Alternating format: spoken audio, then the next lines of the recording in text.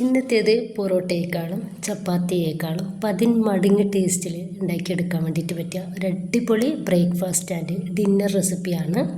നല്ല ടേസ്റ്റാണ് ഇത് കഴിക്കാൻ വേണ്ടിയിട്ട്. അതുപോലെ തന്നെ വളരെ സിമ്പിളായിട്ട് നമുക്കിത് ഉണ്ടാക്കിയെടുക്കാൻ വേണ്ടിയിട്ട് പറ്റും. അപ്പോൾ ഇത് ഉണ്ടാക്കുന്നത് എങ്ങനെയെന്ന് കണ്ടു നോക്കാം. നമുക്ക് വീഡിയോയിലോട്ട് പോവാം. അതിന് വേണ്ടിയിട്ട് ഞാനിതാ ഒരു 2 കപ്പ് മൈദ ഒരു ബൗളിലേക്ക് ഇട്ട് കൊടുക്കുകയാണ്. ഇനിയിപ്പോൾ ഇതിലോട്ട് 1 ടീസ്പൂൺ ഇൻസ്റ്റൻറ്റ് ഈസ്റ്റ് ചേർക്കുന്നുണ്ട്. എന്നിട്ട് ഇത് രണ്ടും കൂടെ നമുക്ക് നന്നായിട്ടൊന്ന് മിക്സ് ആക്കി എടുക്കാം. ഇനിയിപ്പോൾ ഇതിലോട്ട് 1 ടീസ്പൂൺ പഞ്ചസാര ചേർക്കുന്നുണ്ട്. ശേഷം ഒന്നുകൂടി ഒന്ന് മിക്സ് ആക്കി കൊടുക്കാം. ഇതിലോട്ട് ഒരു കോഴിമുട്ട പൊട്ടിച്ചൊഴിച്ച് കൊടുക്കുന്നുണ്ട്. ഇനിയിപ്പോൾ ഇതിലോട്ട് 1 ടേബിൾ സ്പൂൺ ഓയിൽ ചേർക്കുന്നുണ്ട്. ഒപ്പം തന്നെ 1/2 കപ്പ് പാലാണ്, ചെറിയ ചൂടുള്ള പാലാണ് നമ്മൾ എടുത്തിട്ടുള്ളത്. അതൊന്ന് ഇതിലേക്ക് ഒഴിക്കാം. ഇതിലോട്ട് ഒരു പിഞ്ച് ഉപ്പ് ചേർക്കുന്നുണ്ട്. ഇനിയിപ്പോൾ ഇതെല്ലാം കൂടി നന്നായിട്ട് കൈ വെച്ചിട്ട് നമുക്കൊന്ന് മിക്സ് ചെയ്തിട്ട് ഒരു 5 മിനിറ്റ് ഇതൊന്ന് കുഴച്ചെടുക്കണം.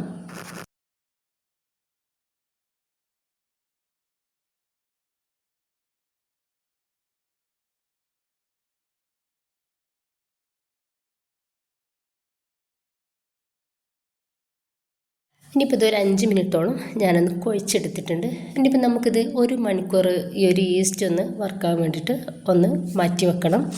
അപ്പോൾ ചെറുതായിട്ട് നമ്മൾ ഓയിലൊന്ന് തേച്ചെടുത്തിട്ട് അതിലോട്ട് ഇറക്കി വെച്ചിട്ട് ഇതിൻ്റെ മേളിലെയും ഓയിൽ തേച്ച് കൊടുക്കുക. എന്നിട്ടൊന്ന് മൂടി വെച്ചിട്ട് 1 മണിക്കൂർ റെസ്റ്റ് ചെയ്യാൻ വേണ്ടിയിട്ട് മാറ്റാം. കറക്റ്റ് 1 മണിക്കൂറായ സമയത്ത് നമ്മുടെ ഈ ഒരു ഈസ്റ്റൊക്കെ നന്നായിട്ട് വർക്കായിട്ട് പൊങ്ങി വന്നിട്ടുണ്ട്. ഇപ്പം ഞാനത് കൗണ്ടർ ടോപ്പിലേക്ക് ഇട്ട് കൊടുക്കുന്നുണ്ട്. ഇത് 4 ബോൾസുകളായിട്ട് ഒന്ന് കട്ട് ചെയ്യുന്നുണ്ട്. കുറച്ചധികം വലിപ്പത്തിലുള്ള ബോൾസുകളായിട്ടാണ് നമ്മളിതൊന്ന് കട്ട് ചെയ്തെടുക്കുന്നത്.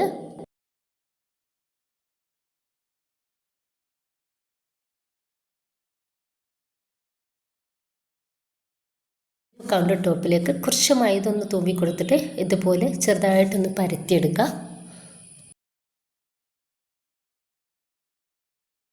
ഉപ്പിട്ടിട്ട് പുഴുങ്ങിയെടുത്തിട്ടുള്ള ഉരുളക്കിഴങ്ങാണ്. അപ്പോൾ നന്നായിട്ട് നമ്മളിതൊന്ന് ഉടച്ചെടുത്തിട്ടുണ്ട്. അതാണ് ഇതിലേക്ക് ചേർക്കുന്നത്. ഒന്നും തന്നെ നമ്മളിതിലേക്ക് ആഡ് ചെയ്യുന്നില്ല. നിങ്ങൾക്ക് ഇഷ്ടമുള്ളതൊക്കെ ചേർക്കട്ടോ. ഇങ്ങനെ ചേർക്കുമ്പോൾ തന്നെ നല്ല ടേസ്റ്റ് ഉണ്ട് കഴിക്കാൻ വേണ്ടിയിട്ട്. ഇനിയിപ്പോൾ ഒരു സൈഡിൽ നിന്നും ഇതുപോലെ ഒന്ന് മടക്കി കൊടുക്കുക.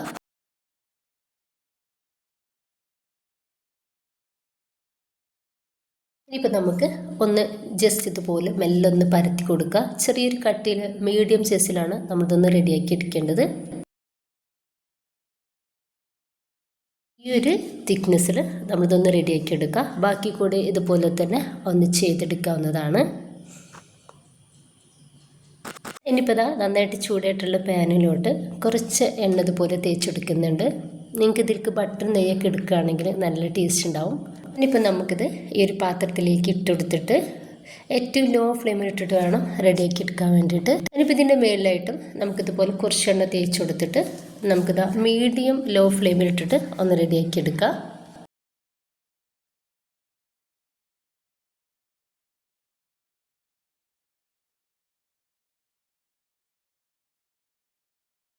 ഇത് റെഡി ആയിട്ടുണ്ട്.